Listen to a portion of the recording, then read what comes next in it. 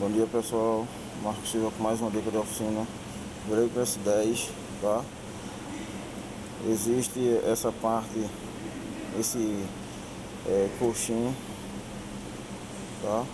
Que fica na parte superior da mola do amortecedor dianteiro e geralmente ela se estraga, causando desalinhamento entre a mola e o amortecedor e gerando também, se vocês observarem aqui, ó, a marcaçãozinha aqui, ó, chega a estar um pouco mais limpo, é quando ela desalinha, estraga, força a borracha e ela fica encostando na própria haste do amortecedor e fica gerando um chiado, tá?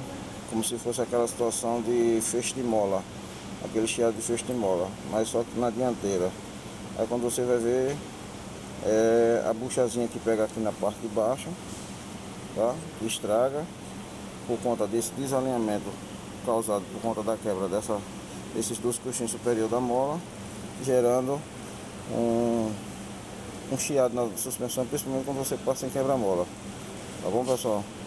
Aí no caso substitui tanto esse prato superior, tanto os coxins, como as duas buchas, uma inferior e outra superior. Beleza, pessoal? Espero ter ajudado mais uma vez aí. Um abraço. Ixi.